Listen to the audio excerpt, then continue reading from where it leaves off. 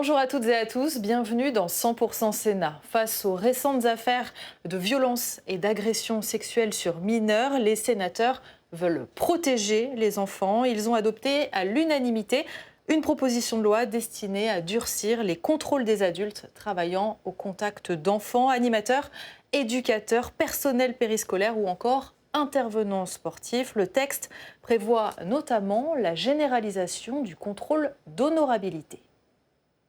Nous examinons aujourd'hui une proposition de loi dont l'objet est malheureusement au cœur de l'actualité, puisqu'elle porte sur la nécessité de renforcer le contrôle des antécédents des personnes recrutées pour accueillir et encadrer des enfants mineurs dans les structures d'accueil, écoles, services publics, services périscolaires, associations sportives, colonies de vacances. Si l'actualité récente a mis sur le devant de la scène la ville de Paris, avec la mise en cause de près de 80 animateurs suspendus, le phénomène est plus ancien et ne s'arrête pas aux limites géographiques de la capitale. En 2019 déjà, une enquête du médium Disclose avait recensé 77 affaires de violences sexuelles commises sur plus de 275 victimes. Entraîneurs sportifs dans une trentaine de disciplines, partout sur le territoire national, depuis les années 70. 59 agresseurs étaient toujours en poste, malgré une condamnation ou une procédure judiciaire. 36 cas de récidive étaient identifiés.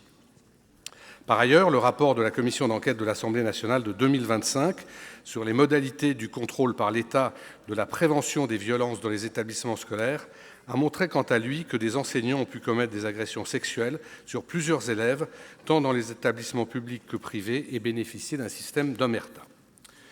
Au cours des derniers mois, de nombreuses affaires de violences sexuelles sur mineurs dans les établissements d'accueil ont donné lieu à des poursuites aux quatre coins de la France. Ainsi, à Morigny-Champigny, dans l'Essonne, un animateur périscolaire a été mis en examen pour avoir agressé sexuellement 10 enfants. À Perpignan, un salarié d'un centre de loisirs a été suspendu, placé en détention provisoire et accusé d'agression sexuelle sur 4 victimes. À Vétraz-Montoux, en Haute-Savoie, un animateur périscolaire a été mis en examen et soupçonné d'agression sexuelle sur une dizaine d'enfants de 4 à 10 ans. Dans mon département, à Barneville-sur-Seine, en mars de cette année, un ancien éducateur d'un établissement médico-social a été mis en examen après des plaintes d'anciens pensionnaires de l'établissement pour des faits de tentative de viol et d'agression sexuelle lorsqu'ils avaient 9 ans. On pourrait poursuivre cette triste liste. J'ajouterai juste que hier s'est ouvert le procès au tribunal correctionnel de Paris d'un animateur périscolaire employé par la ville, accusé d'agression sexuelle sur 8 enfants. On peut s'étonner de l'importance du phénomène, d'autant plus que dans un certain nombre de cas, il est apparu que les auteurs de ces agressions avaient déjà fait l'objet de signalements et d'enquêtes. Cette situation résulte en grande partie d'un contrôle insuffisant dû à un cadre législatif et réglementaire très lacunaire. C'est d'ailleurs ce que souligne l'excellent rapport de la Commission des lois qui indique, je cite, « Les lacunes du cadre juridique en vigueur ne permettent pas d'écarter les individus dangereux du contact avec des mineurs ». Le dispositif législatif est en effet extrêmement hétérogène et variable selon les secteurs d'activité. Le Code de l'action sociale et des familles, le Code de l'éducation et le Code du sport contiennent des dispositions en matière de contrôle d'honorabilité des personnels salariés ou bénévoles chargés d'encadrer des mineurs, rédigés de manière différente et dont les modalités de mise en œuvre diffèrent également. Dans le champ de la protection de l'enfance, il revient à la personne employée ou intervenant à titre bénévole auprès des mineurs de remettre à l'employeur son attestation d'honorabilité. Dans le Code de la jeunesse et des sports, c'est l'autorité administrative qui informe directement l'employeur de l'absence de condamnation ou de mise en examen. Dans le champ de l'éducation, c'est l'administration qui vérifie l'absence de condamnation et de mise en examen des employés, mais pas des bénévoles. Pour les collectivités locales, enfin, c'est le chef de l'exécutif, c'est-à-dire le maire ou le président du conseil départemental ou régional, qui doit personnellement adresser une demande motivée d'accès au fichier des auteurs d'infractions sexuelles ou violentes. Au-delà de ces différences de modalités de contrôle en fonction des secteurs concernés, le principal problème est celui du périmètre extrêmement limité. Ainsi, le secteur périscolaire, pour le niveau de l'école primaire, donc hors ATSEM, n'est pas couvert par le contrôle d'honorabilité. Les personnels d'établissements scolaires privés hors contrat ne sont pas non plus contrôlés. On lit même sur le site du ministère du Travail qu'un particulier qui ferait la demande d'une attestation d'honorabilité en vue de la transmettre à un employeur pour un poste d'encadrant dans un service périscolaire s'exposerait, je cite, à des poursuites, car la loi ne prévoit pas que ce métier soit soumis au contrôle d'honorabilité. C'est pour remédier à cette situation que j'ai déposé la proposition de loi que nous examinons aujourd'hui et que le groupe de l'Union centriste a bien voulu inscrire à l'ordre du jour de notre Assemblée, ce dont je le remercie. Elle vise la mise en œuvre d'une enquête administrative comprenant le contrôle des condamnations, des éventuelles mises en cause au fichier du traitement des antécédents judiciaires et la possibilité de réaliser une enquête de moralité préalable au recrutement des personnels d'encadrement de mineurs pour vérifier que leur comportement est compatible avec les missions qui leur sont confiées. Ce dispositif existe et il est déjà prévu pour un certain nombre de professions allant de celles de garde champêtre à croupier de casino. La commission des lois, dans sa rédaction de l'article unique, propose d'harmoniser les règles de contrôle d'honorabilité et d'élargir le périmètre de ce contrôle à toutes les formes d'encadrement de mineurs. Au terme du texte de la Commission, la présentation d'une attestation d'honorabilité sera obligatoire avant toute embauche et toute participation à quelque titre que ce soit pour des missions d'accueil et d'encadrement des mineurs. L'attestation d'honorabilité sera accordée dès lors que ne figure pas une condamnation au casier judiciaire des personnes ou leur éventuelle inscription au fichier judiciaire automatisé des auteurs d'infractions sexuelles ou violentes qui recense les mises en examen. C'est un excellent dispositif en matière de contrôle des condamnations et des mises en examen. Cependant, la commission des lois a souhaité supprimer la possibilité que l'employeur soit informé des mises en cause pertinentes dès lors qu'ils n'ont pas donné lieu à une condamnation ou à une mise en examen. Je le regrette car certains individus ont pu n'être ni condamnés, ni mis en examen, mais avoir été mis en cause. L'excellent rapport sénatorial de 2019 intitulé « Violences sexuelles sur mineurs en institution, pouvoir confier ses enfants en toute sécurité », dont nos collègues Marie Mercier et Dominique Vérien sont les co-auteurs, a mis en évidence que 70% des affaires de violences sexuelles sur mineurs ne sont pas poursuivables parce que l'infraction n'est pas suffisamment caractérisée à l'issue de l'enquête et qu'en conséquence, le parquet décide un classement sans suite. C'est ce qui s'est passé il y a quelques mois, en février, lorsqu'un agent du périscolaire parisien a été mis en examen pour des faits de violences sexuelles sur mineurs, alors qu'il avait déjà fait l'objet de signalements pour des faits similaires en 2024 dans un autre établissement de la ville, sans que son nouveau directeur n'ait été informé de cette mise en cause. Il n'avait été ni condamné, ni mis en examen, et pourtant il y avait doute légitime, les faits l'ont malheureusement prouvé. Il ne faut donc pas se limiter à un dispositif juridique selon lequel seuls les agresseurs condamnés ou mis en examen seraient susceptibles d'agresser. Un examen plus approfondi du comportement des candidats au métier d'encadrement des enfants semble nécessaire. Mes chers collègues, s'il n'y avait que les récidivistes, les agressions sexuelles sur mineurs seraient moins nombreuses que les 160 000 agressions annuelles estimées par la Ciivise. Il est donc indispensable, me semble-t-il, d'étendre le dispositif proposé. C'est le sens de l'amendement que je vous présenterai tout à l'heure. Il vise à compléter l'article unique pour permettre que soient portés à la connaissance de l'employeur des signalements dans une affaire classée sans suite. Il reviendra ensuite au gouvernement, après avis du Conseil d'État et de la Commission nationale informatique et liberté, de préciser la mise en œuvre de ce dispositif. En étendant ainsi le dispositif proposé, cet amendement permettra, dans l'esprit du texte initial de ma proposition de loi, de renforcer la protection des mineurs et par là même de rassurer les familles, mais aussi de permettre d'améliorer l'image d'une profession qui aujourd'hui souffre d'un dénigrement compte tenu des affaires que l'on a citées, alors que l'immense majorité des encadrants sont irréprochables. Mes chers collègues, il ne se passe pas une semaine sans que les faits portant atteinte à l'intégrité d'un mineur ne soient révélés. Encore ce week-end, à Rouen, dans ma région, des enquêtes ont été ouvertes pour des soupçons de violences sexuelles sur mineurs dans une crèche et dans un service périscolaire. Il me semble donc indispensable de renforcer significativement le cadre législatif relatif à l'embauche des encadrants de mineurs. En ce domaine, plus que dans bien d'autres, le principe de précaution doit s'appliquer pour protéger efficacement les victimes potentielles, rassurer leurs familles et conforter les professionnels. Et je me réjouis d'avoir entendu le garde des Sceaux tout à l'heure, lors des questions au gouvernement, dire, je le cite, « Lorsqu'un enfant est en danger, le principe de précaution s'impose ». Je partage cet avis. Je vous remercie. Merci, chers collègues. La parole est à Madame Marie Mercier, rapporteure de la Commission des lois, pour 10 minutes maximum.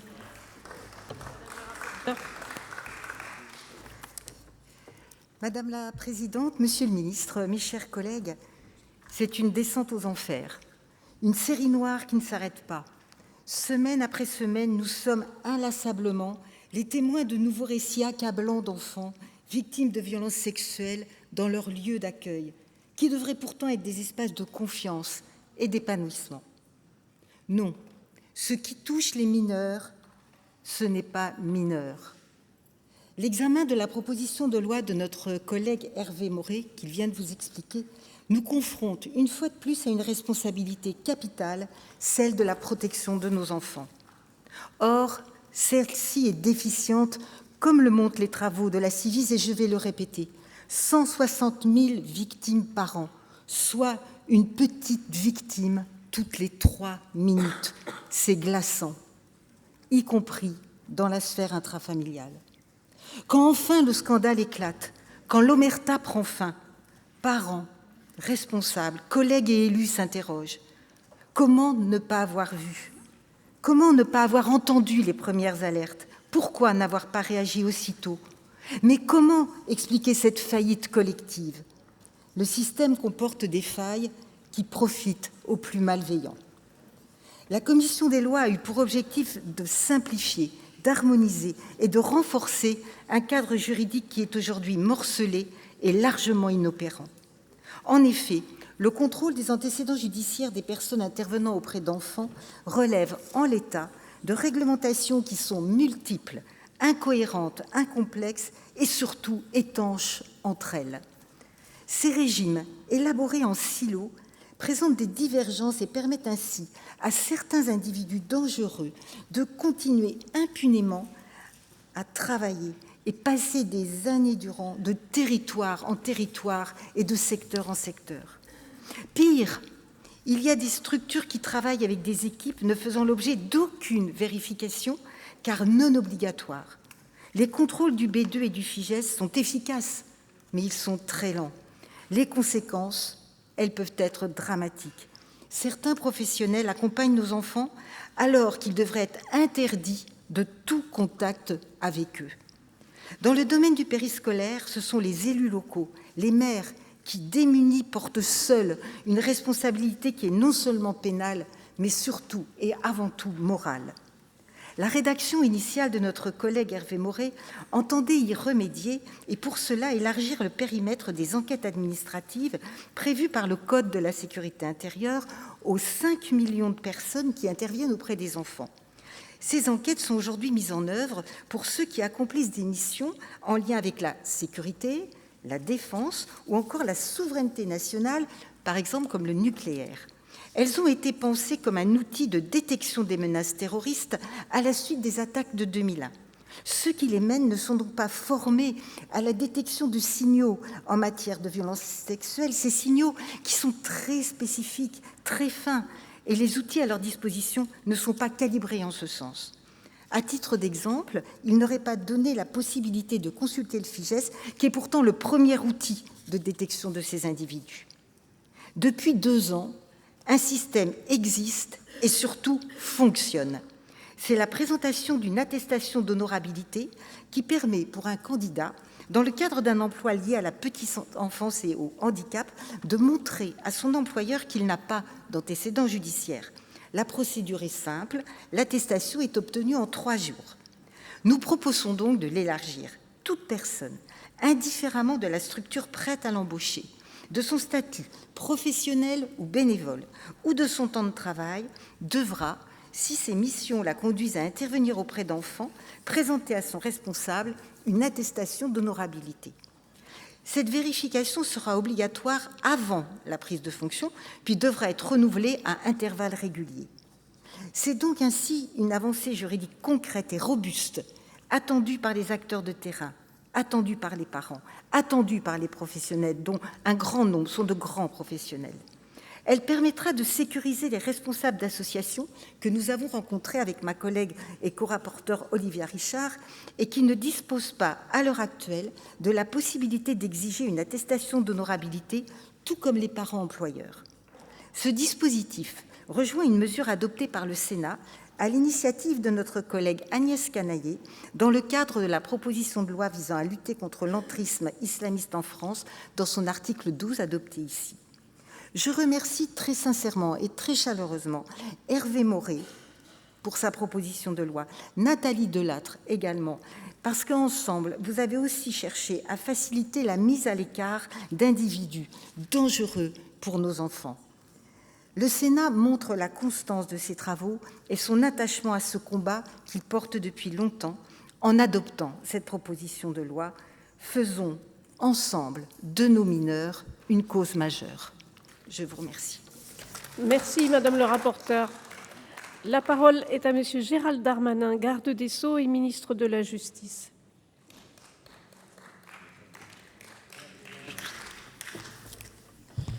Merci, monsieur.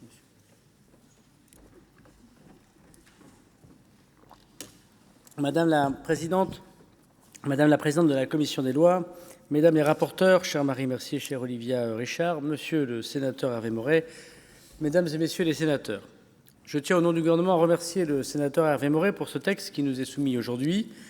Ce travail mené nous permet de répondre en partie à un phénomène de société qui dépasse évidemment des simples faits divers ou les cas isolés, des atteintes faites aux enfants, les violences physiques, psychologiques, sexuelles, confiées dans le cadre de l'école ou après l'école, durant les activités sportives, musicales, culturelles, à des adultes auprès de babysitters dont on ne connaît pas ou mal le parcours, la formation ou pire, les antécédents pénaux.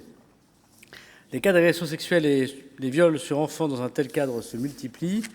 Nos enfants parlent et c'est tant mieux. Et nous sommes au début d'une vague qui est celle du MeToo des enfants qu'il faudra traiter, qu'il faudra pouvoir suivre et qu'il faudra pouvoir condamner. Quand un adulte touche à l'innocence d'un enfant, quand celui-ci a le courage de parler avec ses mots, et sans doute parfois une seule fois, et quand l'adulte ne l'écoute pas, se tait à jamais, nous devons, plus que jamais, les institutions publiques, la justice en particulier, fait pour protéger les plus vulnérables des victimes, être à l'écoute et voir que le chemin est encore extrêmement perfectible. Je salue bien sûr les enquêteurs de la police et de la gendarmerie qui recueillent de façon extrêmement délicate la parole de ces enfants dans un cadre dont on imagine tous que professionnellement les choses sont extrêmement dures à vivre pour eux. Les magistrats qui s'investissent dans l'analyse de ces enquêtes, comme ceux que j'ai rencontrés la semaine dernière au parquet de Paris et qui traitent en ce moment des affaires affreuses qui touchent le périscolaire à Paris. Toujours émotionnellement, ces magistrats, ces enquêteurs sont chargés d'enquêtes parfois extrêmement complexes, tant la parole de l'enfant est délicate, précieuse et spécifique. Que dit la loi ? Nous met-elle en capacité de vérifier en effet si les adultes qui les encadrent ne sont pas des récidivistes ou qu'un signalement est bien traité?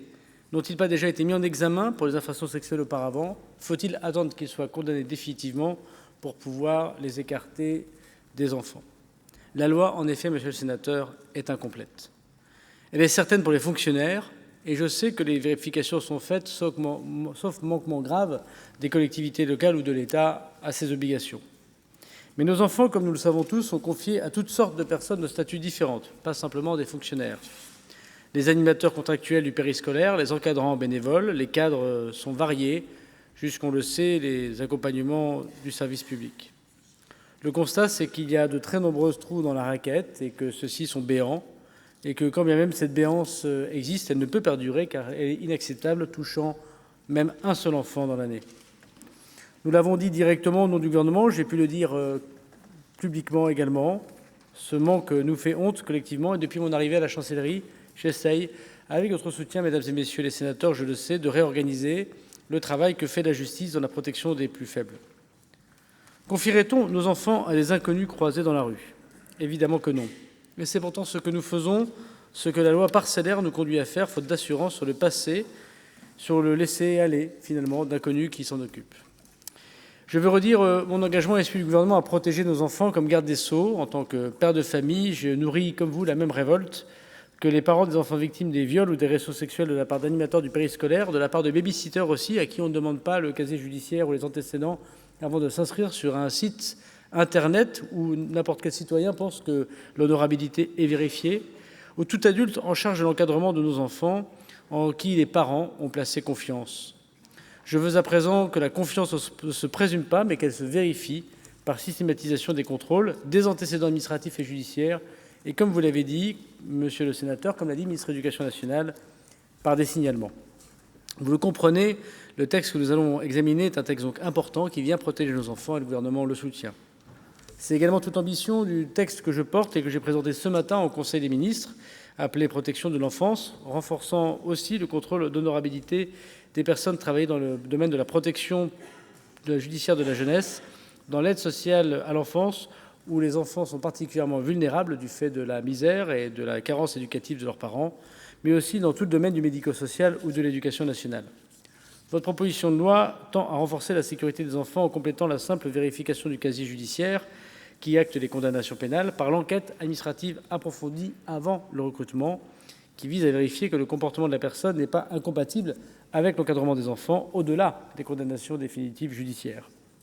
Notre droit n'a pas à ignorer, et il ne peut pas, à proprement parler, garantir le contrôle des profils, mais il doit pouvoir être changé, car le dispositif d'aujourd'hui reste facultatif, laissé à l'appréciation de l'employeur, qu'elle soit collectivité locale, association ou établissement, et ne s'impose pas comme une obligation systématique. Les travaux de votre commission des lois, mesdames les rapporteurs, madame la présidente, ont permis de compléter le texte de monsieur le sénateur Maurey.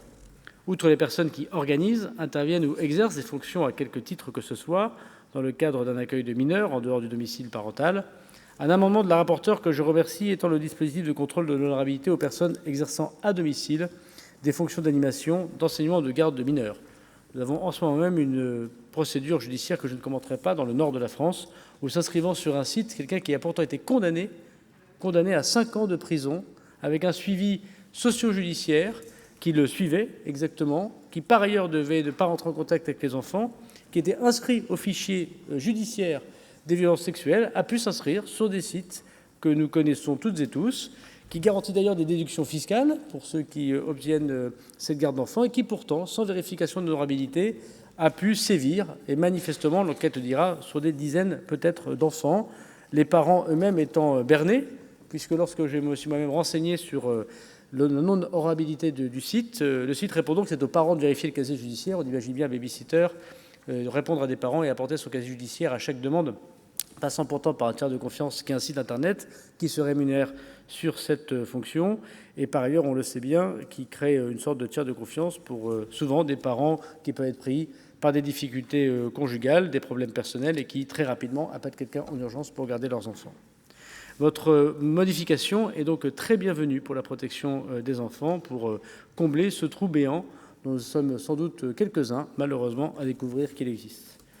Cette proposition de loi bénéficiera certainement encore d'un perfectionnement dans le cadre, je l'espère, de la navette parlementaire, car il est essentiel, pour qu'il soit pleinement applicable, que l'on assure sa pleine compatibilité avec les systèmes d'information, aujourd'hui, il faut bien le dire, très disparates.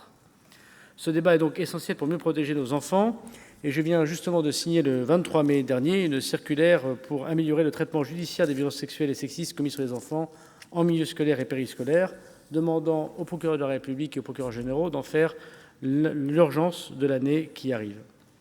L'action la plus efficace restera cependant toujours d'éviter, bien sûr, de mettre nos enfants auprès de délinquants ou de criminels sexuels. On dit souvent que les enfants sont le miroir de l'humanité, car ils portent l'espoir et les promesses de demain comme futurs citoyens. Nous avons la responsabilité de préserver ce miroir, de le protéger pour qu'il ne fissure pas. Et comme je l'ai dit en effet, monsieur le sénateur Maurey, le principe de précaution s'appliquant à l'écologie peut bien s'appliquer aux enfants, être vulnérables parmi les êtres vulnérables. Nous regardons en face, je crois désormais, les drames qui nous touchent. Nous devons aussi demander et exiger des personnes qui les encadrent, qui le comprendront puisqu'ils aiment les enfants faisant ce métier de passion. Regardons aussi dans le rétroviseur du passé pour voir tout ce que nous n'avons pas bien fait. C'est largement à notre portée collective et cela aurait dû être fait sans doute depuis longtemps. Les enfants comptent sur nous. Cette année qui nous sépare de l'élection présidentielle doit être une année législative utile. Comme garde des Sceaux, je l'ai dit, je porterai tous les textes et j'espère suivis par tous les groupes politiques pour faire avancer la cause des enfants au ministère de la Justice. Je vous remercie. Une enfance brisée, mal accompagnée, c'est une société qui échoue. Et pourtant, aujourd'hui, en France, des enfants continuent de subir des violences dans des lieux qui devraient être des havres de sécurité. L'école, les clubs de sport, le centre de loisirs ou même les structures de protection de l'enfance. Comment l'accepter ? Les révélations successives de ces dernières années, de ces derniers mois, de ces derniers jours en témoignent toujours. Elles mettent en lumière les failles de notre système où des adultes déviants peuvent accéder à des fonctions d'encadrement de mineurs, amenuisant la confiance que l'on devrait leur donner. Une raison, un cadre juridique fragmentés, trop lents, ou encore des contrôles trop souvent inexistants, voire inefficaces. Au Sénat, nous savons que le système actuel est à bout de souffle. Et nous avons eu l'occasion, dans notre rapport « Enfance en danger », des solutions qui existent, il est temps de s'en saisir, avec mes collègues Pascale Gruny, Anne-Marie Nédélec et Patricia Schillinger, de le pointer. Au-delà des 30 000 postes vacants dans les structures d'accueil et des professionnels épuisés, il y a surtout des enfants maltraités, des jeunes humiliés, des enfants victimes. Aujourd'hui, les contrôles d'honorabilité pour les encadrants des mineurs existent, mais ils fonctionnent en silo. Des régimes différents selon les secteurs, social, éducatif, sportif, avec des listes d'infractions disqualifiantes qui ne se recoupent pas. Des fichiers non interopérables où les individus interdits dans le milieu sportif peuvent être embauchés dans l'éducation nationale ou dans le périscolaire. Des délais incompatibles avec la réalité du terrain où dans certains secteurs comme le périscolaire, les recruteurs renoncent au contrôle pour ne pas perdre leur capacité d'accueil.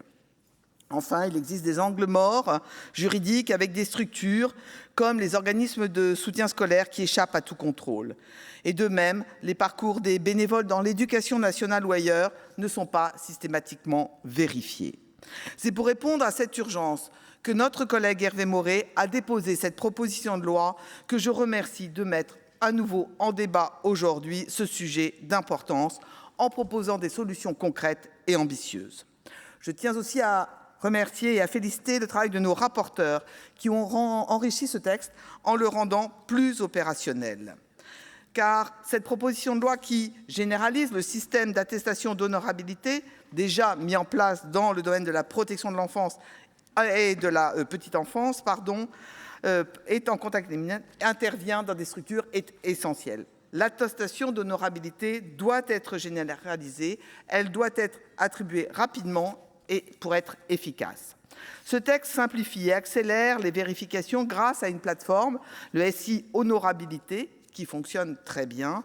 Une attestation est délivrée aujourd'hui en moins de 3 jours contre des semaines, voire des mois dans les procédures préalables. Elle comble des vides juridiques en posant l'obligation par défaut de présenter cette attestation avant toute embauche ou toute intervention auprès des enfants. Cette solution, je l'ai dit, est rapide, éprouvée.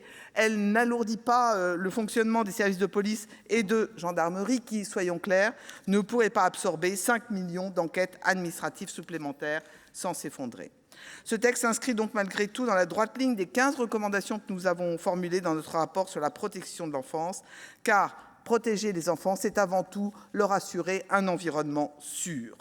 Bien sûr, il conviendra par ailleurs de s'assurer d'un pilotage national clarifié, d'une meilleure coordination entre les acteurs et des contrôles d'honorabilité universelle. Mes chers collègues, ce texte n'est pas une option, c'est un outil nécessaire. Je le dis avec gravité, si nous ne faisons rien, nous sommes complices par omission collective de ces violences qui détruisent des vies. Il ne s'agit pas de méfiance systématique envers ceux qui œuvrent auprès de nos enfants, bien au contraire. Il s'agit de leur donner les moyens de travailler sereinement en sachant que leur environnement est sécurisé. Il s'agit de rassurer les parents et surtout de protéger les enfants. Alors oui, ce texte exigera des efforts, harmoniser les fichiers, former les recruteurs, sensibiliser les acteurs. Mais le coût de l'inaction serait bien plus lourd, celui de nouvelles vies brisées. C'est pourquoi mon groupe, les Républicains, votera ce texte pour que plus aucun enfant ne soit livré à un système qui le trahit, pour que la France soit à la hauteur de ses responsabilités envers les enfants. Je vous remercie. Merci, chers collègues. La parole est au président Xavier Iacovelli pour le groupe Rassemblement des démocrates progressistes et indépendants pour 4 minutes.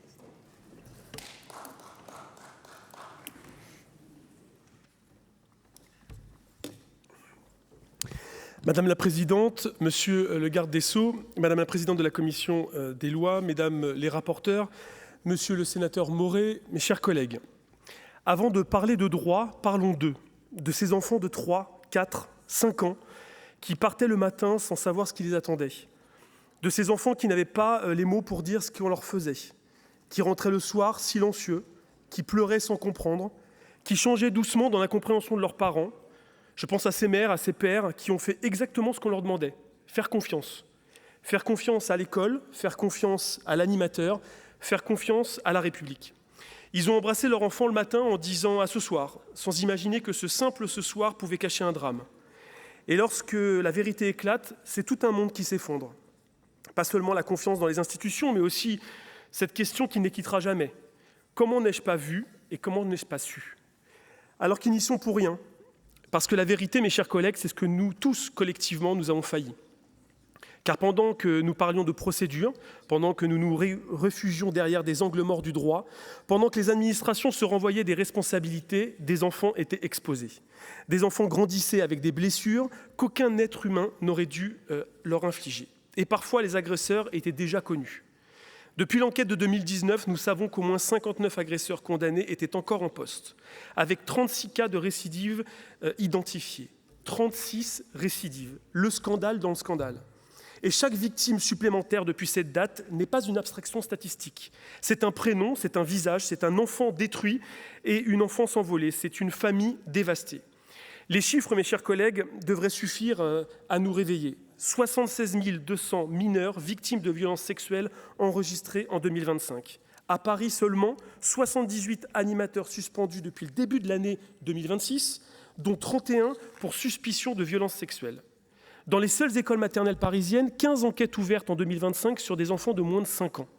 Des enfants qui, parfois, ne savent même pas encore nommer ce qu'on leur a fait subir. Et il y a des cas qui glacent. À Paris, un animateur mis en examen en 2025 pour violences sexuelles dans une école dans le 11e arrondissement de Paris avait déjà été placé en garde à vue en 2024 pour des faits similaires dans une autre école. Le procureur de la République a requis, pas il y a 15 jours, hier soir, une peine de seulement 1 an d'emprisonnement sous bracelet électronique, alors même que les faits concernent des agressions sexuelles commises sur 3 enfants et 2 adultes. Moi, je ne suis pas ici pour contester les réquisitions du procureur. En revanche, je suis là juste pour rappeler avec force combien il est aujourd'hui indispensable de tout mettre en œuvre pour empêcher cet individu d'être à nouveau au contact des mineurs, notamment dans le cas du périscolaire. Nous ne pouvons pas accepter que se reproduisent les mêmes défaillances qu'hier, alors même que son dossier n'avait pas été transmis et que il aurait dû être. Lorsqu'il s'agit de protéger des enfants, la moindre faille peut avoir des conséquences irréparables. Il a été recruté, ses supérieurs étaient informés, il a été maintenu à ce poste. Et des enfants supplémentaires ont été victimes. Voilà la réalité. Ce n'est donc pas une faille théorique, c'est une faille qui a un coût humain. Et que dit aujourd'hui notre droit? Il dit qu'une personne peut être interdite dans un secteur et pourtant être recrutée dans un autre. Il dit que le bénévole ou intervenant occasionnel peuvent parfois échapper au contrôle. Il dit que le fichier judiciaire automatisé des auteurs d'infractions sexuelles ou violentes n'est pas systématiquement consulté. Il dit qu'un casier vérifié une fois pour l'obtention du BAFA suffirait à protéger les enfants pendant des années. Et mes chers collègues, un casier vierge à l'embauche ne protège pas un enfant 6 mois plus tard. Preuve en est aujourd'hui. Et nous le savons. Alors oui, ce texte apporte des réponses concrètes. Et je remercie à la fois le sénateur Maurey et le groupe centriste pour la rédaction de ce texte de loi, ainsi que les rapporteurs pour leur apport significatif qui ont travaillé en commission pour son amélioration. Puisqu'il généralise l'attestation d'honorabilité, il prévoit le croisement systématique du casier judiciaire et du fichier judiciaire automatisé, il permet la suspension de la mise en examen. Je vais conclure, Madame la Présidente, pardonnez-moi, j'ai été un peu long. C'est un texte, ce texte n'est pas un aboutissement, c'est une étape. Il faudra donc aller plus loin, créer un véritable registre national des interdictions à exercer, harmoniser les listes d'infractions entre les différents codes, mettre en place une évaluation psychologique des encadrants dans tous les secteurs. Ce texte, je finis juste ma phrase, Madame la Présidente, pardonnez-moi, parce qu'en matière de protection de l'enfance, mes chers collègues, il n'existe qu'une seule faute politique impardonnable, celle d'avoir su et de n'avoir rien fait. À La Réunion, en août 2025, un employé de crèche a été suspendu suite à une plainte déposée par les parents pour agression sexuelle sur leur enfant. Les violences sexuelles commises sur mineurs traversent toute la société et concernent tous les milieux. Cette proposition de loi est nécessaire. Elle protège les enfants contre les violences sexuelles commises par des encadrants prédateurs. Les témoignages explosent partout sur le territoire. Et on connaît les conséquences dramatiques des violences sexuelles sur les enfants victimes, sur leur santé, sur leur développement et sur leur scolarité. On sait ce qu'engendrent les violences en termes de chocs traumatiques, de phénomènes de dissociation et de conduites à risque. On sait que ces violences constituent le premier facteur de risque de suicide, de dépression et de précarité. Elles augmentent le risque de subir des violences nouvelles ou d'en faire subir à son tour. Alors, combattre les violences sexuelles faites aux enfants passe par un meilleur contrôle des encadrants dès leur recrutement. Je salue le travail de la Commission, qui a modifié le dispositif initial. Elle a remplacé l'enquête administrative par le contrôle d'honorabilité, un dispositif plus adapté et plus opérationnel. En effet, l'attestation d'honorabilité permet de vérifier les antécédents judiciaires. Il certifie qu'une personne ne fait l'objet d'aucune condamnation inscrite à son casier judiciaire, ni ne figure au fichier judiciaire automatisé des auteurs d'infractions sexuelles et violentes. Le Parlement avait récemment légiféré pour généraliser les contrôles d'honorabilité pour les personnes exerçant auprès des mineurs dans les secteurs de la protection de l'enfance, de l'accueil du jeune enfant et des enfants en situation de handicap. Avec ce texte, le contrôle d'honorabilité est requis pour l'ensemble des intervenants auprès des enfants, que ce soit dans des conditions d'animation ou d'enseignement ou dans la garde des mineurs à domicile. Nous saluons évidemment cette avancée, mais les associations nous alertent aussi. Le problème ne se situe pas seulement au niveau du contrôle ou du recrutement des agents. Il relève aussi de l'omerta qui sévit dans toutes les affaires de violences sexuelles. Les agressions sexuelles impliquant des encadrants d'enfants ne font pas exception. Souvent, les signalements ne sont ni traités ni remontés à la hiérarchie. Souvent, on cherche à qui renvoyer la balle pour échapper à la gestion d'une situation difficile ou délicate.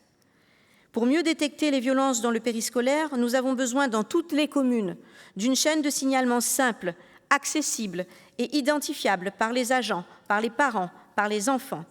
Une chaîne capable de protéger toutes les victimes, quel que soit le pouvoir et la notoriété des agresseurs.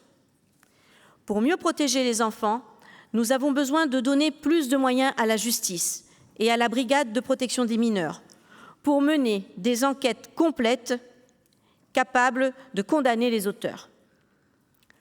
Enfin, je dois insister à nouveau sur la nécessité de faire appliquer l'obligation des cours d'éducation à la vie affective, relationnelle et sexuelle, qui doivent permettre aux enfants de mieux reconnaître et donc de mieux dénoncer et plus rapidement les violences sexuelles qu'ils peuvent subir.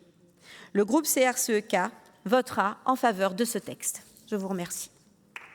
Merci, chers collègues. La parole est à Madame Antoinette Guhl pour le groupe Écologie, Solidarité et Territoires pour 4 minutes.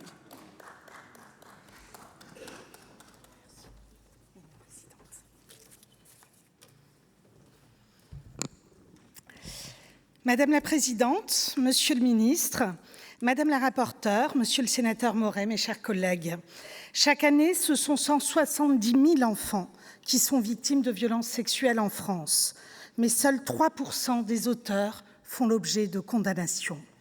12% des Français déclarent avoir subi des maltraitances durant leur enfance. Et tous les 5 jours, un enfant est tué par ses parents. Ces chiffres ne sont pas abstraits. Ils disent une réalité brutale, quotidienne, qui traverse notre société tout entière. Dans la très grande majorité des cas, les auteurs sont des hommes, des pères, des oncles, des voisins, mais aussi parfois des professionnels, en qui la famille ont placé leur confiance, des animateurs du périscolaire, des encadrants, des adultes censés protéger.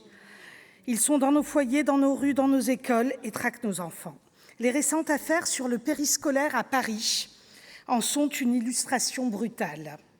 Depuis janvier, 78 agents de la ville de Paris ont été suspendus, dont 31 pour des suspicions de violences sexuelles. Et parmi eux, vous l'avez déjà dit les uns et les autres, mais certains avaient déjà fait l'objet de garde à vue pour des faits similaires et en avaient été relaxés. Quelles sont les failles, les angles morts de nos dispositifs de contrôle et de prévention ? Je tiens à saluer le maire de Paris, Emmanuel Grégoire, et son adjointe en charge de la petite enfance, Anne-Claire Boux, qui agissent avec détermination pour renforcer les procédures et mieux protéger les enfants. Le plan de 20 millions d'euros a été annoncé par la ville de Paris et va permettre une sécurisation renforcée dans le recrutement, mais aussi dans la prise en charge des victimes. Mais attention, la responsabilité ne peut pas reposer uniquement sur les collectivités locales, Monsieur le Ministre. Ce doit être une responsabilité nationale, bien sûr, vous en êtes d'accord, des collectivités, mais aussi une responsabilité nationale, et cela passera aussi par le budget. Nous avons besoin d'être encore plus vigilants et encore à l'écoute de nos enfants face aux multiples violences physiques et sexuelles. Les nombreux témoignages sont accablants, des violences sexuelles répétées, parfois dans des lieux isolés, comme des toilettes, des vestiaires, des espaces sans surveillance. Comment a-t-on pu en arriver là? Laisser la loi de l'omerta détruire nos enfants. Je le dis ici, le démantèlement de la Civis par l'éviction du juge Édouard Durand et la démission de nombreux responsables fragilise la mission d'écoute de l'enfant portée par le gouvernement, et l'État nous doit des explications sur ce point. Aujourd'hui, la proposition d'élargissement de l'attestation d'honorabilité prévue dans ce texte constitue une avancée importante. Elle permettra de certifier qu'une personne travaillant auprès des mineurs n'a pas de condamnation au casier judiciaire ni d'inscription au fichier des auteurs d'infractions sexuelles ou violentes. C'est une mesure de bon sens, une mesure de prévention qui ne sera efficace que si elle est réellement appliquée. Mais nous devons aller plus loin. Nous avons besoin d'un véritable ministère dédié à l'enfance avec des moyens clairs, identifiés et pérennes. Nous avons besoin de renforcer la formation des personnels du périscolaire, de mieux encadrer leurs conditions de recrutement et de suivi. Nous avons besoin de créer des espaces sécurisés pour la parole de nos enfants où ils peuvent être entendus, crus et protégés. Nous avons besoin, comme le rappelle la Civis, de passer d'une culture de la domination à une culture de la protection. Il s'agit de mettre fin à ce système de domination.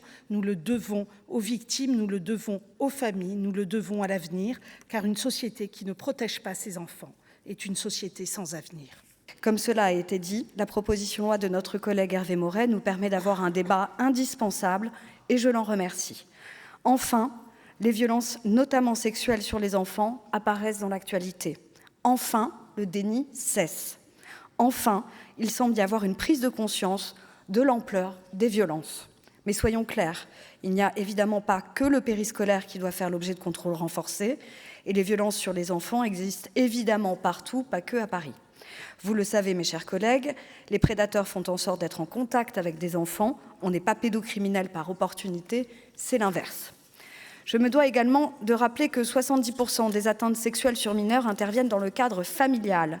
Selon la Civis, 97% de ces crimes ou délits restent impunis, ça a été dit précédemment. Que les cyberviolences prennent une ampleur très inquiétante est une évidence. L'imagination des prédateurs est sans limite. Je souhaite également saluer l'immense majorité des animateurs, dont ceux qui s'occupent de mes enfants. Et ce n'est pas par peur de rétorsion.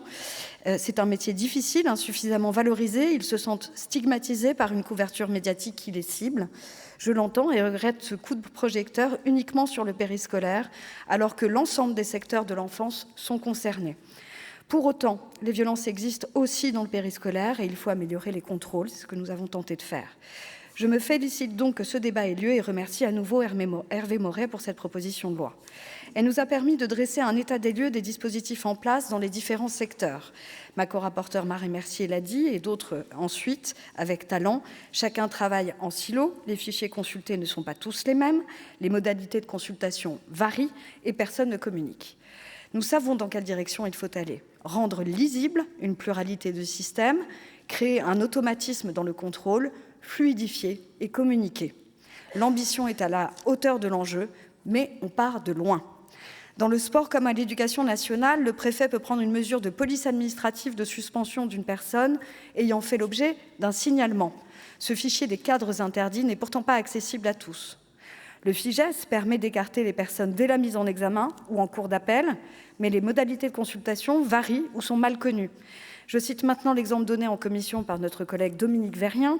Un maire demande à son préfet de bien vouloir consulter le FIJES avant un recrutement. Le préfet lui a répondu qu'il n'en avait pas le droit. Quand bien même il lui aurait répondu favorablement, la réponse aurait pris plusieurs semaines, voire plusieurs mois. Ensuite, j'ai tenté moi-même d'obtenir une attestation d'honorabilité sur la plateforme SI Honorabilité. N'étant pas dans les deux catégories protection de l'enfance ou intervenante dans la petite enfance, j'ai été avertie être passible de poursuites pénales si je persévérais dans ma démarche. Et ça vous explique, monsieur le garde des Sceaux, l'affaire en cours dans le Nord. Les babysitters n'ont pas le droit, sous peine de 2 ans de prison, de demander une attestation d'honorabilité. Les associations de protection des enfants non plus. Tout à chacun risque une condamnation, des poursuites pénales. C'est bien sûr absolument absurde. La discussion générale est close. Nous passons à la discussion du texte de la Commission. Et à l'article unique, je suis saisie d'une demande de parole de M. Saïd Omar Wali.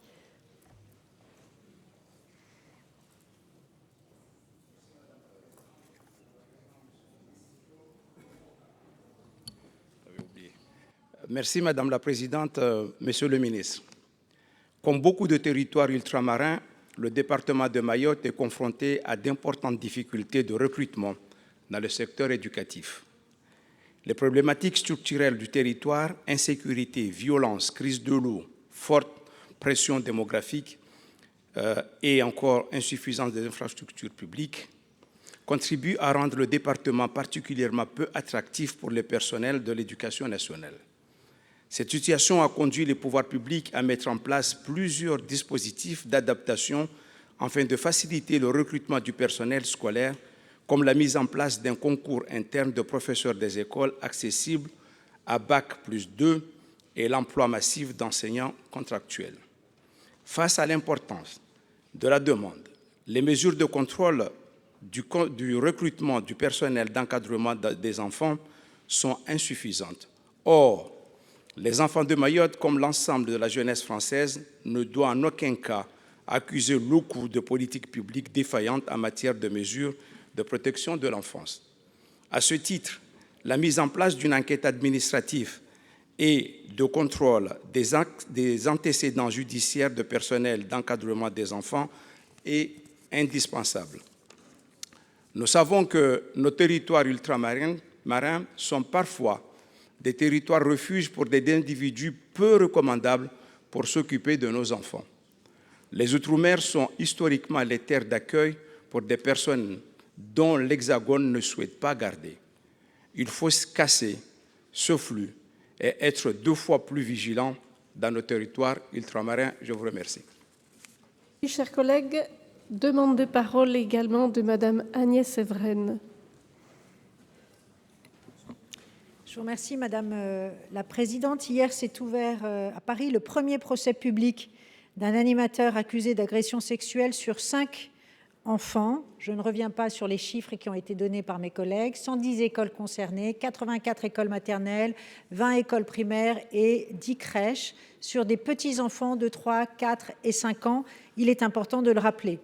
Alors, mes chers collègues, comment croire encore en l'école républicaine si l'on pense que dans ce lieu sacré, son enfant peut être agressé par une personne recrutée par l'institution et sans aucun contrôle? C'est d'ailleurs tout l'enjeu de cette PPL et je remercie donc Hervé Maurey parce qu'elle répond à une véritable faillite systémique de ces contrôles d'honorabilité qu'il était indispensable de renforcer et notamment à ce scandale parisien dans le périscolaire.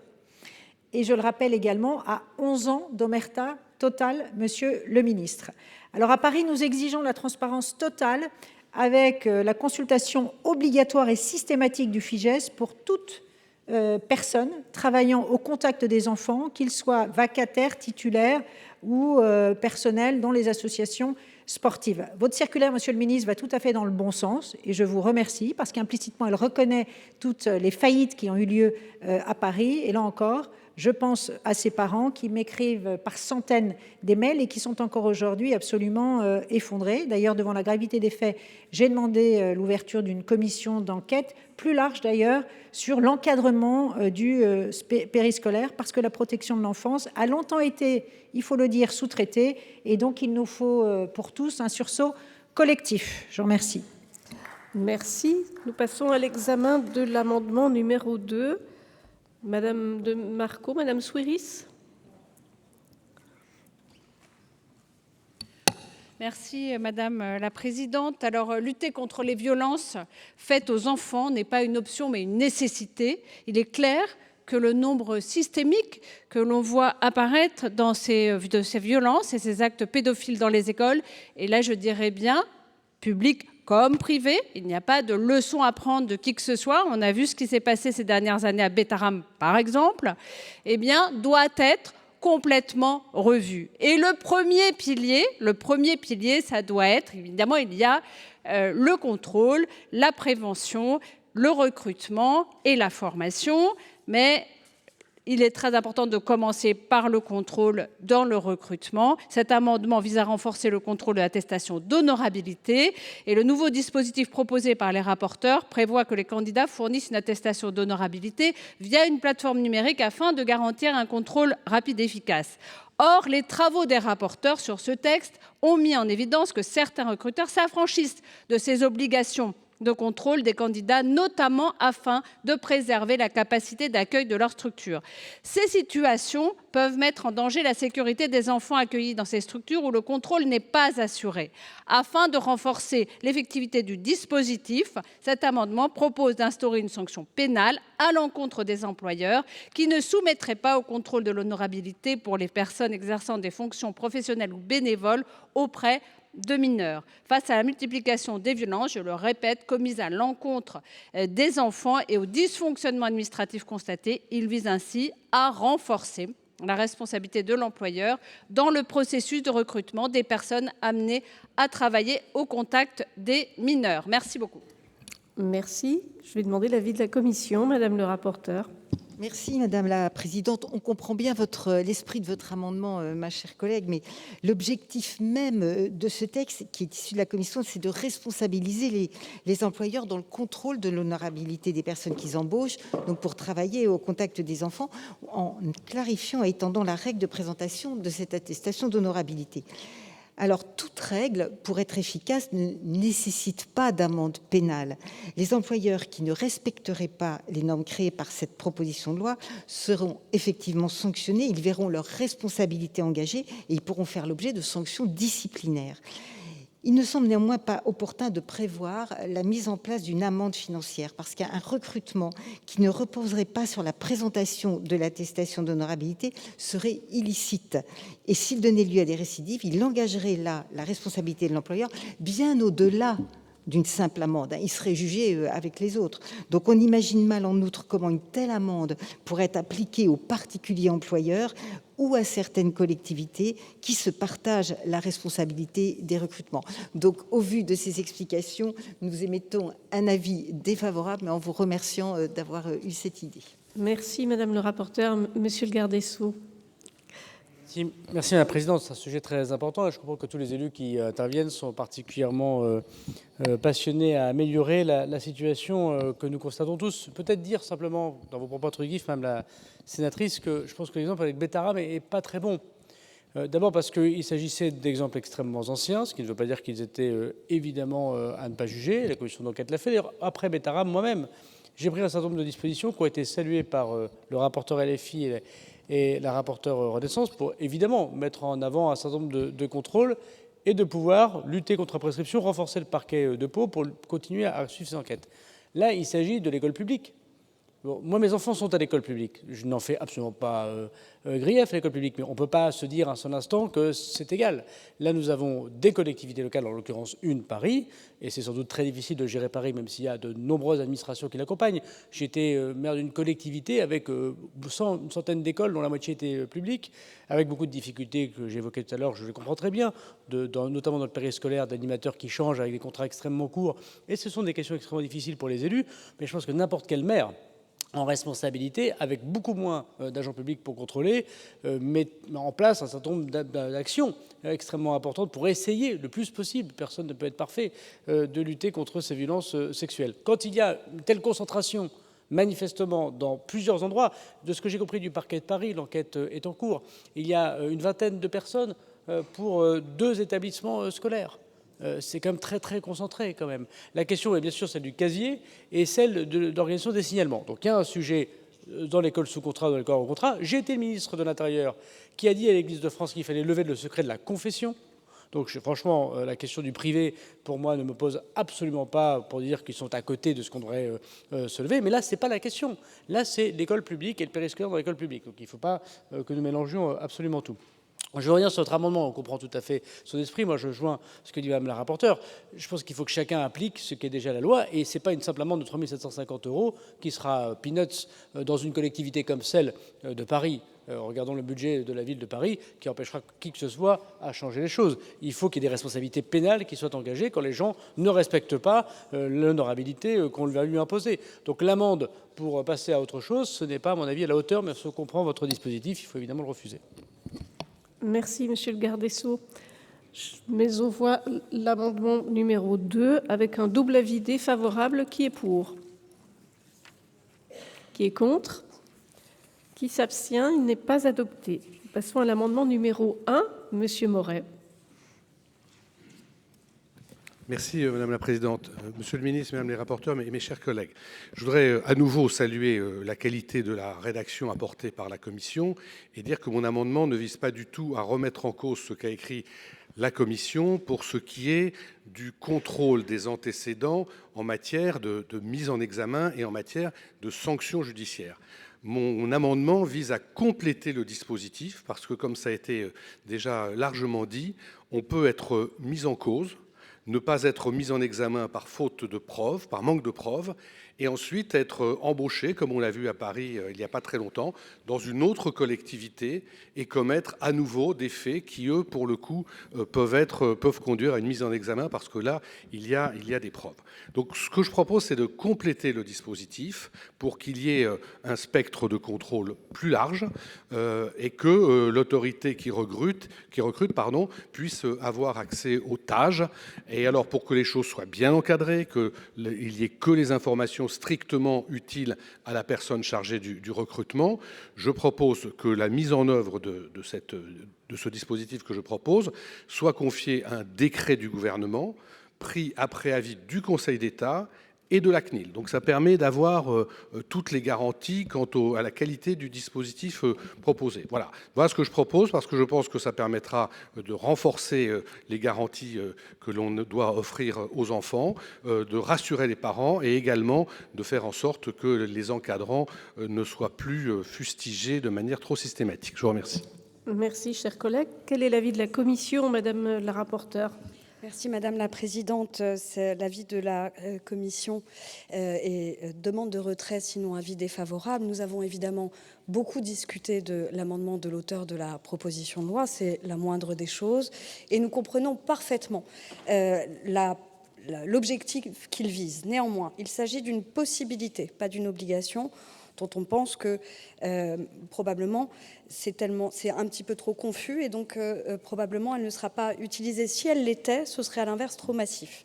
Parce que le TAJ recense les personnes ayant fait l'objet, vous l'avez dit, d'une mise en cause. Ça veut dire que quelqu'un qui fait l'objet d'une dénonciation, il est entendu par les forces de l'ordre, il ne se passe plus rien, mettons qu'il soit innocent, ça arrive, hein, les dénonciations calomnieuses, ça arrive, et donc potentiellement, pour le reste de sa vie, il ne pourra plus trouver travail. Alors, vous indiquez dans votre exposé des motifs que les croupiers sont soumis à ces obligations-là et que qui peut le plus, peut le moins. Pourquoi en matière on protège notre argent mais pas les enfants? Évidemment, ça ne concerne pas 5 millions de personnes. Évidemment, il n'y a pas les mêmes contrôles qui sont faits. Et notre amendement, qui prévoit d'étendre l'utilisation des fichiers, c'est-à-dire les harmoniser, permettrait de consulter le fichier des cadres interdits sur lequel sont recensées les personnes ayant fait l'objet d'un signalement et suspendues par une mesure de police administrative. Donc en réalité, il est déjà quelque part satisfait. En tout état de cause, notre objectif, c'était d'uniformiser les contrôles, de permettre la création d'une plateforme qui englobe tout le monde de façon lisible et claire, afin que les contrôles soient systématiques et qu'il y ait une sorte de réflexe qui se crée. Et donc, pour la lisibilité du texte, c'est demande de retrait ou avis défavorable. Merci. Merci, Madame le rapporteur. Monsieur le garde des Sceaux. Oui, merci, Madame la Présidente. Je donne un avis identique de Madame la rapporteure, mais je voudrais expliquer à Monsieur le sénateur Moret pourquoi. Pour 3 raisons. D'abord, le TAJ ne me paraît pas forcément, de mon expérience de ministre de l'Intérieur, le bon fichier ou la bonne référence. Pourquoi? Parce qu'il y a à peu près, je crois, de mémoire, 20 millions de personnes au TAJ. Imaginons que dans une difficulté intrafamiliale, même extrêmement ancienne, puisque le TAJ, ce sont des éléments qui sont parfois extrêmement anciens, parfois qui datent de plus d'une décennie et même de plusieurs décennies, il peut y avoir des dénonciations qui ne sont vérifiées par aucune espèce de vérification juridique, puisqu'il y a même, vous le savez bien, des personnes qui peuvent être accusées et totalement innocentées par la justice. Donc le TAJ n'est pas un fichier de signalement. Le TAJ est le recensement de toutes les accusations, ou en tant que victime, d'ailleurs, il y a un TAJ victime, il y a un TAJ auteur, dans lequel vous êtes inquiété. Donc vous pouvez être accusé de quelque chose, la justice peut être passée, une enquête ouverte, une information judiciaire, parfois même une audience, et vous donnez raison et vous êtes innocent. Donc pourtant, vous êtes toujours inscrit au TAJ. Donc je ne pense vraiment pas que d'abord ce ne sera absolument pas constitutionnel, monsieur le sénateur, et par ailleurs, je pense que ce n'est pas le bon fichier. En revanche, ce que vous nous dites est extrêmement intéressant, c'est qu'il ne faut pas attendre la mise en examen ou la condamnation pour être inscrit au FIJES, qui est un fichier qui est déjà, pour les personnes pour lesquelles il y a des indices graves et concordants. Si on attend ça, on loupe tout un tas de personnes, je vous ai bien entendu tout à l'heure dans votre DG, tout un tas de personnes qui relèvent du signalement. Le ministre de l'Éducation nationale, ce matin, a fait une annonce très intéressante. Et d'ailleurs, il fait le 20h ce soir de France 2, il parle de liste noire sur les signalements. Ça me paraît plus intéressant comme démarche, peut-être qu'il faudrait y réfléchir dans la navette, c'est-à-dire que le signalement, d'ailleurs, ce n'est pas forcément une plainte, c'est l'autre cadre périscolaire qui dit le petit garçon se plaint de son collègue pour les attouchements, ou la maman qui va voir le directeur de l'école et qui dit mais attendez, je ne comprends pas ma fille ou la copine de ma fille à cela. Il n'y a même pas parfois de plainte de déposer. C'est donc encore le TAJ c'est une plainte déposée. C'est donc plus intéressant de penser à signalement. Et la façon dont on fait cette liste noire, le monsieur le ministre de l'Éducation nationale parle pour le scolaire, il y a évidemment le sujet du périscolaire, donc il faudrait qu'on y réfléchisse, et je pense que ce sera plus cohérent. La question qui se pose, c'est est-ce qu'il faut mettre dans la loi, parce qu'à tout penser, monsieur le sénateur, ce que me disent les services de la chancellerie, c'est que ce ne sera pas constitutionnel. Il faut que ce soit une pratique administrative. Alors, peut-on en discuter d'ici la navette parlementaire pour le sécuriser au maximum? Je le pense. Je suis très curieux personnellement de savoir comment le ministre de l'Éducation nationale va organiser cela pour le signalement. Je lui dis que j'étais parfaitement à sa disposition pour le faire en lien avec la justice, qui souvent arrive à la fin des personnes les plus soupçonnées. Donc il y a les services de police, de gendarmerie, et puis auparavant, il y a tous les signalements du monde médical, du monde périscolaire ou des parents. Donc je pense que votre but est le bon. Je comprends bien et je partage l'idée que ce ne soit pas seulement le FIJES avec les mises en examen et les condamnations. Je pense que le TAJ embrasse trop de choses et vous allez aller trop loin, y compris sur des gens qui sont parfaitement innocents, et ça peut tout à fait arriver, même si c'est minoritaire dans les plaintes qui sont déposées. En revanche, il faut qu'on trouve un moyen, soit une liste noire de signalements qui correspond à vos dispositions. Merci, monsieur le garde des Sceaux. Monsieur Moret, votre amendement est maintenu? Vous avez la parole. Non? Oui, je crois effectivement, enfin je vais maintenir cet amendement parce que je crois que c'est insuffisant d'avoir uniquement des informations sur les gens qui ont été condamnés ou mis en examen. Si le fichier TAJ est trop large, c'est bien pour ça que dans la rédaction de cet amendement, on dit que les choses seront précisées et encadrées par un décret en Conseil d'État après avis de la CNIL. Et donc, il se pourra tout à fait à ce moment-là que l'on définisse un format ou une nature des informations que l'on pourra ou que l'on devra extraire de ce TAJ. Et si effectivement il y a un fichier plus opérant, eh bien à ce moment-là, comme le disait le ministre, ça peut évoluer dans la navette. Mais je pense, pour les mêmes raisons que le ministre, mais avec la conclusion inverse, que c'est important de marquer, de le noter dès à présent pour montrer qu'avoir uniquement accès aux condamnations et aux mises en examen, c'est insuffisant. Voilà l'objet de cet amendement. Je veux bien entendre qu'il est perfectible, je veux bien entendre qu'il sera amélioré dans la navette, mais c'est important pour moi qu'il soit voté pour éviter ce caractère trop limité des informations transmises aux autorités qui sont chargées de recruter. Merci. Madame Robagny, pour explication de vote. Merci Madame la Présidente. J'ai co-signé cet amendement de Monsieur Moret avec justement beaucoup de questionnements. Les rapporteurs, et merci beaucoup pour votre travail. Vous m'avez aussi éclairé sur une partie effectivement de vos recommandations. J'entends Monsieur le Ministre qui reste quand même un point d'interrogation. Vous expliquez qu'il faudra peut-être le faire évoluer dans la navette parlementaire parce qu'il y a quand même aujourd'hui, visiblement, quand même encore un trou dans la raquette. C'est-à-dire que j'entendais Madame la rapporteure Mercier qui disait dans la discussion générale qu'à un moment, on se pose la question comment ne pas avoir pu se rendre compte de ces problématiques plus tôt. C'est pas exactement comme ça que vous l'avez dit, mais voilà. Et je pense que tout ça contribue justement à ce qu'on ne soit pas un jour les bras ballants en se disant si on avait su et qu'aurions-nous pu faire de plus. Donc j'entends la volonté de monsieur le garde des Sceaux de vouloir poursuivre en tout cas les travaux pour satisfaire une partie de l'amendement de monsieur Maurey, mais en tout cas peut-être qu'il est sage effectivement de le garder dans la navette parlementaire en attendant que les choses soient retravaillées à l'Assemblée nationale. Je vous remercie. Merci. Madame la présidente Verrien. Pour les mêmes raisons, ma conclusion sera inverse. Effectivement, je comprends qu'il faille réfléchir, mais le TAJ, c'est vraiment très très large et il est vrai qu'on ne peut pas éviter des dénonciations calomnieuses. Ça existe et il est vrai que ça touche 5 millions de personnes. Il est vrai que, heureusement, tous les éducateurs ne sont pas... beaucoup d'éducateurs sont parfaitement honnêtes et s'occupent parfaitement bien de nos enfants. Donc faire peser sur eux le fait que simplement une dénonciation ferait qu'ils ne puissent plus travailler, sauf que c'est ce qui est écrit aujourd'hui.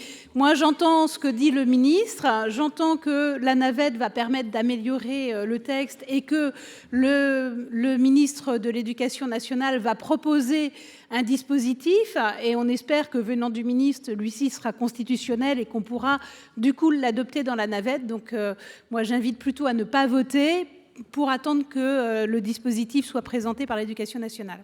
Merci Madame la Présidente. Madame Harribey pour explication de vote. Très rapidement, parce que c'est exactement dans le même sens que la présidente Verrien. Je crois que moi, je ne me vois pas voter un amendement avec un risque d'inconstitutionnalité.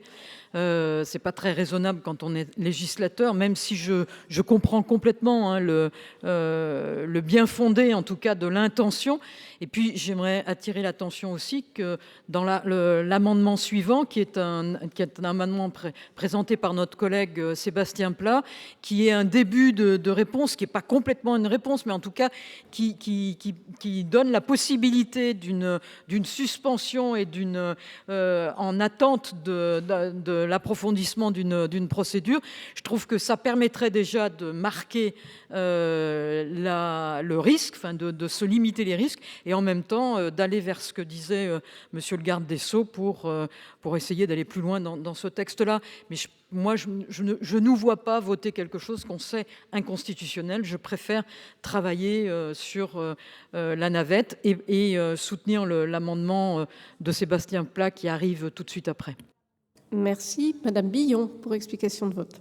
Oui, merci Madame la Présidente. J'ai entendu évidemment les arguments à la fois de Monsieur le Ministre et des rapporteurs. À ce stade, c'est le début du texte. Ce qui me dérange évidemment, c'est que ce texte est porté par Hervé Maurey et que nous sommes au début de la discussion. Donc moi, je voudrais, à défaut d'avoir un engagement, à défaut de retenir cet amendement, qu'on puisse être persuadé que dans la navette, eh bien, ce que vient d'exposer l'auteur de la proposition de loi va être pris en compte pour garantir la meilleure protection pour les mineurs. Parce qu'à ce stade, moi, je n'ai pas de garantie véritablement, et je serais à ce stade, du coup, tentée de voter l'amendement de l'auteur de la proposition, évidemment. Merci. Merci. Monsieur le garde des Sceaux. Bien, non, il n'y a pas d'engagement possible parce que je ne maîtrise pas la majorité à l'Assemblée nationale. Madame la sénatrice, je pense que vous regardez l'actualité télévisée. J'aimerais bien, mais je ne peux pas. Mais en tout cas, la volonté du gouvernement est celle-là. Je peux vous l'assurer, en effet, de le soutenir, de l'écrire peut-être même avec les auteurs de la proposition de loi. Et par ailleurs, le ministre de l'Éducation nationale s'est lui-même en conférence de presse ce matin et ce soir de Voix télévision exprimé ce point de vue. Donc ça ne peut pas être une promesse. En tout cas, ce n'est pas un objectif qui peut être tenu à 100%, mais je m'y engage, en effet. Juste pour que tout le monde comprenne et qu'il n'y ait pas de sous-entendu malencontreux, pour ceux qui nous écoutent, comme pour le sénateur Moret, dont je salue l'action et la proposition de loi comme tout à l'heure. Ce n'est pas possible de prendre un décret en Conseil d'État ou au Conseil des ministres pour l'application de proposition de loi si elle était appliquée telle qu'elle, parce que je ne peux pas modifier par décret le périmètre d'un fichier de police. Monsieur Moret, l'otage, la grande différence entre l'otage et le FIJES, c'est que le FIJES, c'est un fichier judiciaire dont ce sont les magistrats du siège, qui décident de l'inscription, soit pour les gens qui sont mis en examen, soit pour les gens qui sont condamnés. Il faut une décision motivée du juge d'instruction ou du tribunal du siège. Le parquet peut le demander, il ne peut même pas l'inscrire. Et puis de l'autre côté, il y a l'otage. Si je porte plainte contre vous, monsieur Moret, vous aurez une mention otage comme personne qui serait potentiellement auteur. Nous avons sans doute ici beaucoup d'inscriptions otages, et si vous êtes victime, vous serez otage également. La grande différence, c'est que lorsqu'il y a une décision de justice positive qui vous relaxe ou vous acquitte, et ça arrive à un certain nombre de personnes, malgré tout, alors que définitivement ces personnes ont été déclarées non coupables, je ne parle pas d'une plainte classée, je parle d'une décision de justice, ce n'est pas inscrit otage. L'accusation reste otage, mais ce n'est pas inscrit otage, puisque c'est un fichier de police, ce n'est pas un fichier de justice. Donc ce serait quand même un peu étonnant que, alors que votre recherche, et je pense que nous sommes d'accord sur le but, de dire les signalements, alors que la justice ne s'est pas prononcée, doivent permettre le principe de précaution. Nous devons écarter, c'est ce que monsieur le ministre de l'Éducation nationale appelle une liste noire, nous devons écarter les personnes qui ont des signalements de leur comportement dont on pense, sans qu'on en ait absolument la preuve et sans que la justice ne s'est prononcée, dont on pense qu'ils ont des comportements tout à fait inappropriés avec les enfants. Et je suis d'accord sur ce principe, le gouvernement est d'accord, quand il y a un signalement, on écarte les personnes du service public de l'enfance, par exemple, ou d'autres sujets administratifs. Mais otage, il y a aussi des gens dont la justice a dit définitivement qu'ils n'y étaient pour rien.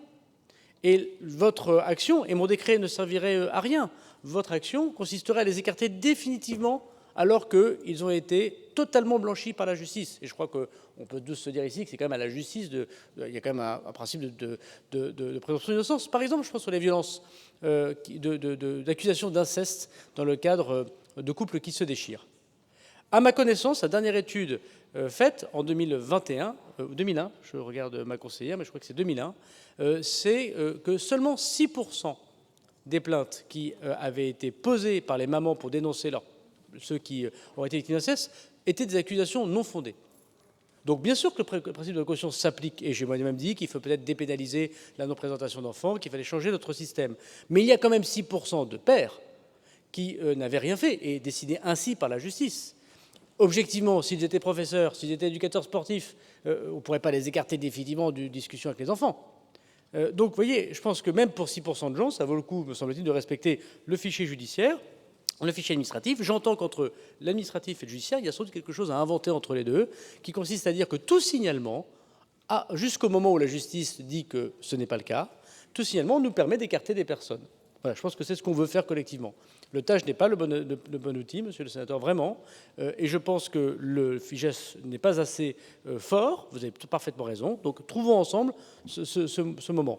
Donc, moi, je ne pense pas qu'en adoptant votre amendement, on aura une discussion calme à l'Assemblée nationale. Parce que, vous voyez, je veux dire, nous parlons, moi je suis le seul manifestement ici à faire l'aller-retour entre vos deux assemblées. Je trouve refuge et asile dans la Chambre des représentants des collectivités locales. Et ce n'est pas une annonce personnel, parce que je sais que chaque député que je suis a peut-être vocation un jour d'être sénateur. Je ne dis pas ça pour les sénateurs du Nord, qui sont absolument formidables.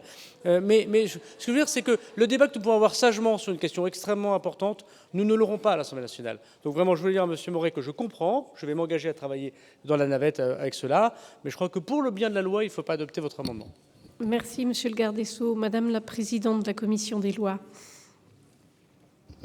Merci Madame la Présidente. Je voulais appuyer la position qui est celle de la Commission, bien évidemment, qui consiste à écarter, quelles que soient les intentions que tout le monde reconnaît, l'amendement qui est déposé pour des raisons qui ont été exposées aussi par Monsieur le garde des Sceaux sur la largesse, si je puis dire, de ce fichier et probablement l'inéquité qui découlerait de son application.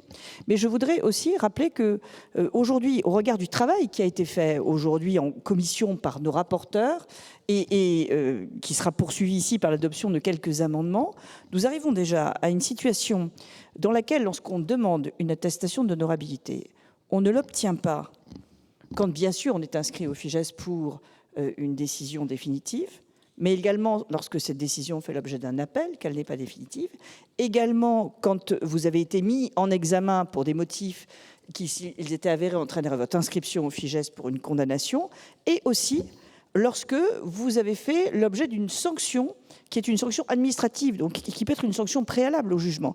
Donc nous avons déjà, indépendamment de ce qu'a pu exposer Monsieur le garde des Sceaux, nous avons déjà un panel de situations dans lesquelles nous écartons un grand nombre de personnes pour lesquelles les faits sont peut-être encore discutés, mais en tout cas suffisamment importants pour qu'ils aient fait l'objet soit d'une sanction administrative, soit d'une sanction pénale en cours, soit d'un examen par la justice pénale.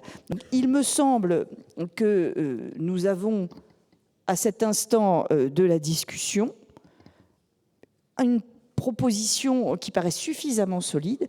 Si elle est doublée en plus d'un fichier de signalement qui, pour le coup, Monsieur le garde des Sceaux, me paraît extrêmement ambitieux dans la mesure où il n'y aurait pas de faits qui auraient été traités ni par une autorité administrative, ni par une autorité judiciaire, mais qui serait un principe de précaution extrêmement large. Nous aurons atteint, me semble-t-il, un point de protection maximum et qui n'entraîne pas des effets de bord, passez-moi cette expression, qui seraient profondément injustes pour des personnes qui ont pu à un moment être dénoncées, mais finalement avoir été totalement innocentées. Cela existe, effectivement, vous l'avez indiqué, ceux qui fréquentent les tribunaux le savent. Donc, il me semble que la proposition qui est faite en l'état de cette proposition de loi, avec les engagements de Monsieur le garde des Sceaux, doit être maintenue ainsi. Merci Madame la Présidente. Monsieur Moret. Une fois n'est pas coutume, je vais faire confiance au gouvernement, et plus particulièrement à vous, Monsieur le ministre, en qui j'ai une certaine confiance, même une confiance certaine. Et compte tenu de ces assurances selon lesquelles nous allons travailler à compléter le dispositif de la commission des lois, qui encore une fois me paraît trop limité, je retire l'amendement. Merci Monsieur Moret. Nous passons à l'amendement numéro 5, défendu par Monsieur Pla. Merci Madame la Présidente.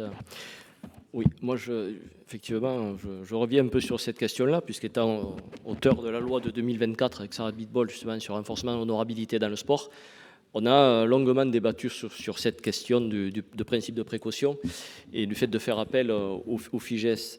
Ça fonctionne aujourd'hui très bien. Par contre, sur le texte-là, j'ai un petit souci par rapport au danger du maintien d'un agent qui est sous le coup d'une enquête, puisque le Code de l'action sociale actuellement et des familles laisse à l'appréciation du directeur d'établissement d'un service d'un lieu de vie d'accueil d'enfants de moins de 6 ans ayant connaissance d'une enquête en cours mettant en cause l'honorabilité de l'un des intervenants. Donc, je pense que pour écarter en fait définitivement, par précaution, parce que c'est ça l'objectif, tant que l'enquête n'est pas terminée, l'enjeu c'est d'empêcher la personne d'exercer, d'obliger systématiquement le fait de suspendre en fait le contrat. Voilà, donc c'est une proposition qui permet d'appuyer en fait la question de l'anticipation a priori avant le recrutement et avant la fin de toute réflexion, que ce soit une enquête administrative ou une enquête au pénal. Merci Monsieur Pla. Quel est l'avis de la Commission, Madame la rapporteure? Merci Madame la Présidente. Il y a des mesures dont on se dit quand on les voit, comment n'était-ce pas déjà le cas? Évidemment, donc votre amendement qui a été un petit peu spolié par Laurence Harribey, et annoncé, votre amendement propose de donner un effet immédiat en cours de mandat. C'est-à-dire que lorsqu'on consulte le FIJES avant une embauche, eh ben, on n'embauche pas, on ne donne pas l'attestation d'honorabilité parce qu'on est inscrit au FIJES, mais en cours pendant le contrat, l'inscription au FIJES ne produit pas d'effet. C'est en effet complètement aberrant et ça contribue évidemment à ces trous dans la raquette, expression largement reprise ici, et donc l'avis de la Commission est favorable. Merci. Monsieur le garde des Sceaux, quel est l'avis du gouvernement? Avis favorable. Monsieur Pla, pour explication de vote. Je voulais simplement rajouter un élément supplémentaire à la question. Moi, je trouve très louable en fait, de travailler de manière collective sur la question de l'honorabilité, du contrôle d'honorabilité. Sur ces bancs, tout le monde, pas reproche, mais en tout cas regrette le fonctionnement en silo par secteur. Je pense que c'est une problématique de moyens. En fait. On a des secteurs qui ont les moyens de mettre en œuvre les dispositions. C'est le cas actuellement dans le sport, dans le secteur médico-social, pas dans l'éducation nationale. Donc moi, je formule le vœu d'y arriver. Mais au-delà de ça, il y a un enjeu qui est important dans ce débat-là, c'est l'annualisation des contrôles. Parce que vous allez contrôler au départ, au recrutement, c'est une chose, mais qui vous dit qu'un éducateur quelconque ne va pas, à un moment donné, dans sa carrière, être condamné ou en tout cas faire l'objet d'enquête. Donc moi, j'insiste beaucoup sur cette question aussi d'annualisation. Merci, Monsieur Pla. Je mets aux voix cet amendement numéro 5 avec un double avis favorable. Qui est pour? Qui est contre?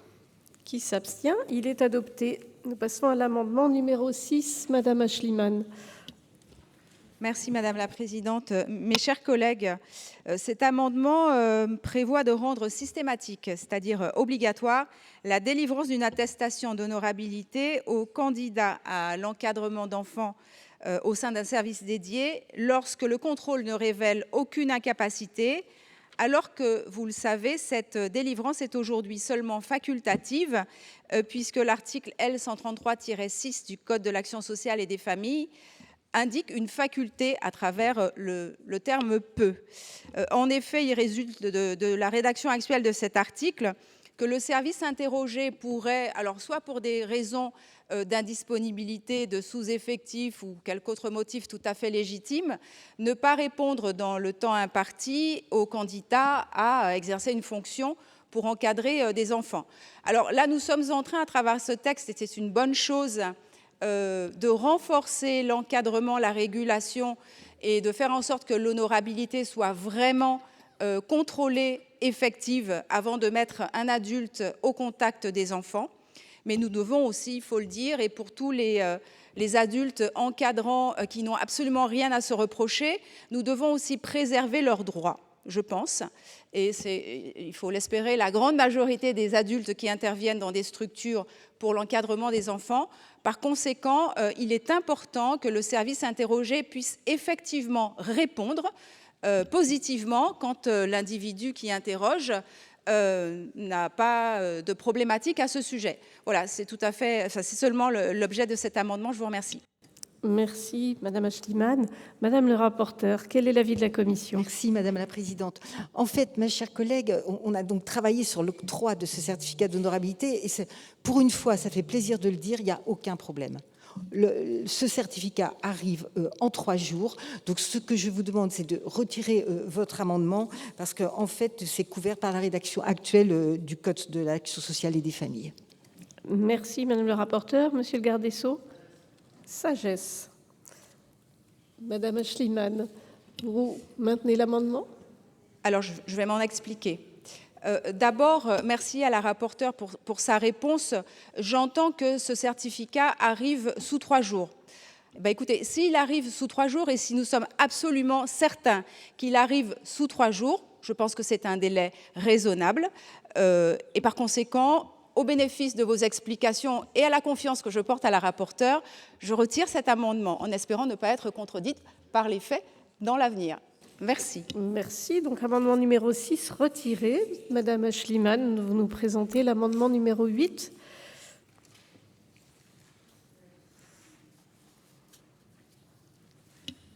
Alors, l'amendement numéro 8 participe du même esprit. Il s'agit toutefois Maintenant, il concerne le contrôle initial, c'est-à-dire celui qui est réalisé avant l'exercice des fonctions auprès de mineurs.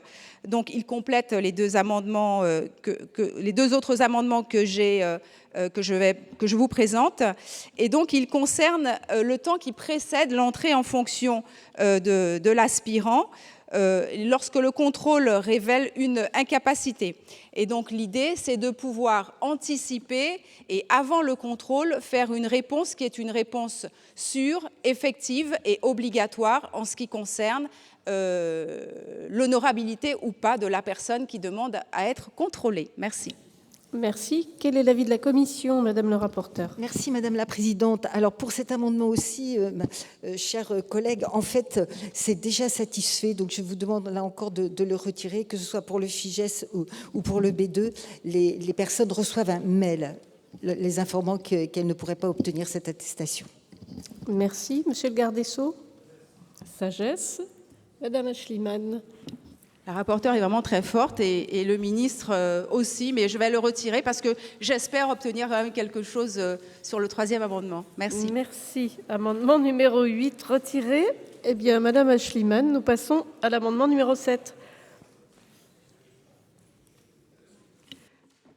Alors, l'amendement numéro 7 donc, participe à cette volonté effectivement de mieux préciser et mieux encadrer la formalité de contrôle de l'honorabilité de l'adulte qui aspire à encadrer des jeunes dans une structure, des mineurs dans une structure dédiée.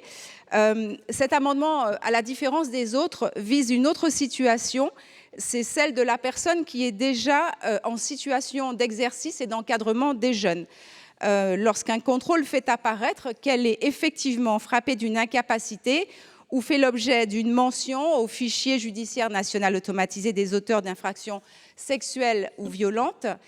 Dans un tel cas, l'enjeu il est simple, l'information utile doit parvenir rapidement, cette fois-ci aux responsables de l'organisation de ce service d'accueil des mineurs, qui ont donc la charge effective des enfants et qui sont appelés à répondre de cette responsabilité auprès des parents en cas de difficulté. Or, la rédaction actuelle de l'article L133-6 du Code de l'action sociale et des familles prévoit, je l'ai dit tout à l'heure, seulement une faculté et non une obligation de transmettre cette réponse à l'organisateur ou à l'autorité responsable. Je considère donc que cette formulation laisse trop de marge de manœuvre au service qui est interrogé et pour des raisons donc de sécurité, il convient de la transformer en une obligation. En effet, lorsqu'une alerte ou même un risque existe, il ne doit pas rester dans le fichier, il doit être automatiquement communiqué à l'employeur. Et tout à l'heure, Monsieur le garde des Sceaux faisait référence à cette personne dans le Nord qui gardait des enfants de très bas âge et qui, depuis de nombreuses années, avait été condamnée. Eh bien, je pense que si les services, la structure et les parents employeurs avaient eu connaissance de cette information, eh bien, il aurait fait moins de victimes. Merci. Merci. Quel est l'avis de la commission, Madame le rapporteur? Merci beaucoup, Madame la Présidente. Alors, effectivement, vous avez raison, l'administration peut transmettre. Et nous, on est d'accord avec vous, on aimerait bien qu'elle le fasse et rapidement, donc c'est un avis favorable. Merci, Madame le rapporteur. Monsieur le garde des Sceaux? Favorable. Eh bien, je mets aux voix l'amendement numéro 7 avec un double avis favorable. Qui est pour? Qui est contre? Qui s'abstient? Il est adopté. Je mets aux voix l'article unique constituant l'ensemble de la proposition de loi visant à permettre la mise en place d'une enquête administrative et le contrôle des antécédents judiciaires des personnels d'encadrement des enfants. Qui est pour?